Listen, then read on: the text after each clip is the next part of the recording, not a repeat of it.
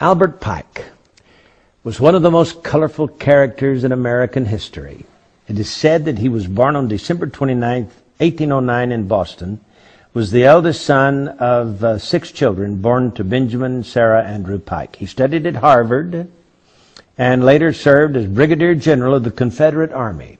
After the Civil War, Pike was found guilty of treason and jailed, only to be pardoned by President Andrew Jackson on April 2, 1866, who met with him the next day at the White House. On June 20, 1867, Scottish Rite officials conferred upon Johnson 32nd degree Freemasonry degrees. Pike was said to be a genius, able to read and write 16 languages. He was one of the founding fathers of the head of the ancient accepted Scottish Rite of Freemasonry, being the Grand Commander of North America Freemasonry from 1859, and retained that position until his death in 1891. In 1869, he was the top leader of the Knights of the Ku Klux Klan.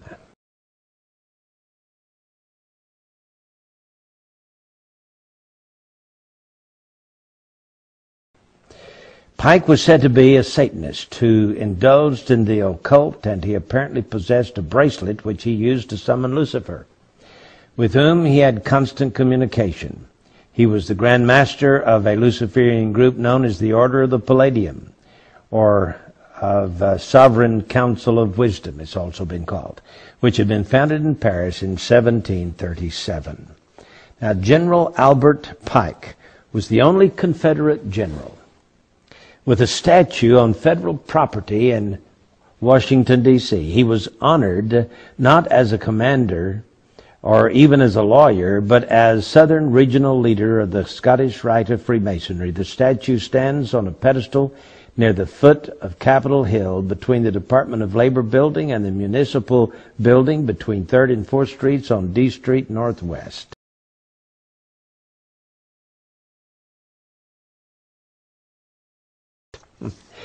Now, I tell you all of this because it is said that he received a vision from his mentor, Mr. Lucifer, I guess, on August 15, 1871.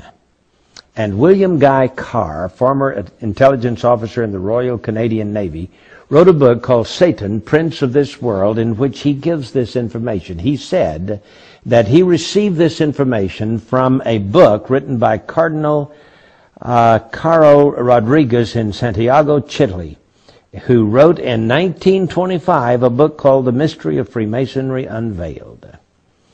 And in this book, in 1925, it is said that he wrote a letter to a man named Mazzini,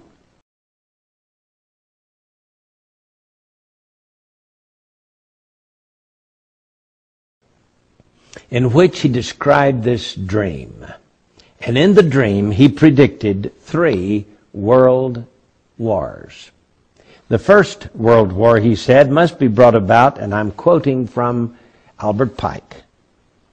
The First World War must be brought about in order to permit the Illuminati to overthrow the power of the czars in Russia and of making that country a fortress of atheistic communism. The divergences caused by the agents of the Illuminati between the British and German empires will be used to foment this war. At the end of the war, communism will be built and used in order to destroy the other governments and in order to weaken the religions. Now, students of history will know that Otto von Bismarck forged certain alliances between 1871 and 1898, which brought about this war, this World War I. And Otto von Bismarck here says that he was a co-conspirator with Albert Pike, and he was the one instrumental in bringing about the First World War. Well, that's the First World War. Then he dreams that there must be, he is given in this visionary dream, a Second World War. Now remember, this was in 1925 that it became public in this book written by a cardinal from Santiago, Chile, Rodriguez. He says, quote, "The Second World War must be fomented by taking advantage of the differences between the fascists and the political Zionists. This war must be brought about so that Nazism is destroyed and that the political Zionism will be strong enough to institute a sovereign state of Israel in Palestine. During the Second World War, international communism must become strong enough in order to balance Christendom, which would then be restrained and held in check until the time when we would need it for the final social cataclysm." Well, there are some who may argue that the terms Nazism and Zionism were not known in 1871. Now, you should remember, however, that the Illuminati invented both of these movements. In addition, communism as an ideology and as a coined phrase originates in France during the Revolution. In 1785, Restif coined the phrase 4 years before the Revolution broke out. Restif and Babeuf, in turn, were influenced by Rosé, as was the most famous conspirator of them all, Adam Weishaupt. Then he has this vision, in this vision, not only one world war and two world wars, but here comes the third world war. He says, and I quote, "The Third World War must be fomented by taking advantage of the differences caused by the agents of the Illuminati between the political Zionists and the leaders of the Islamic world." Yeah, that's what he says.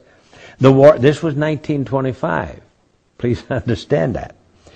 At least 1925. May go all the way back to 1871, as is purported to do, but at least it was written in a book and published in 1925. So he says, after World War I was just over a few years, and before World War II even started, he's now thinking about this Third World War, and it says that it will be caused by the differences between the political Zionists and the leaders of the Islamic world. The war must be conducted in such a way that Islam, the Muslim Arabic world, and political Zionism, the State of Israel, mutually destroy each other.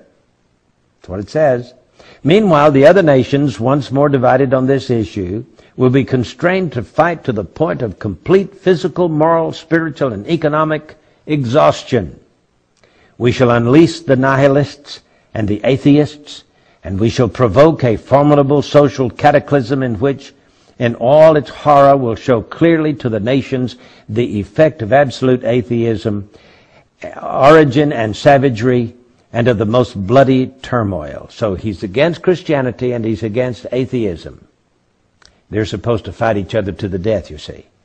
Then, he says, everywhere the citizens obliged to defend themselves against the world minority of revolutionaries will exterminate those destroyers of civilization and the multitude, disillusioned with Christianity, whose deistic spirits will from that moment be without compass or direction, anxious for an ideal, but without knowledge where to render its adoration, will receive the true light through the universal manifestation of the pure doctrine of Lucifer. That's what he says. Brought finally out in the public view. So he's saying that Lucifer will finally make himself, the good guy. He's going to save the world from these atheists who don't believe in deity and from these Christians who believe in the good God. Well, so it says, this manifestation will result in the general reactionary movement which will follow the destruction of Christianity and atheism, both conquered and exterminated at the same time. Well, I don't know if it's true, but I can tell you that it sure has played into what is being carried on in the Middle East today.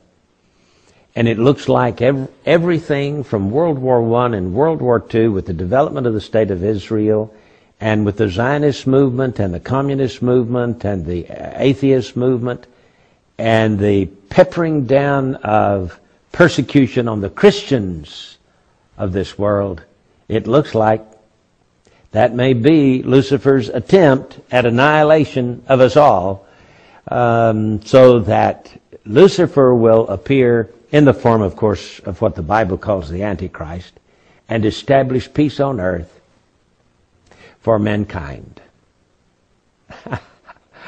I got news for all those Illuminatists. I can tell you this, they're all going to be thrown into the lake of fire. So says the Word of God, and I believe it from cover to cover.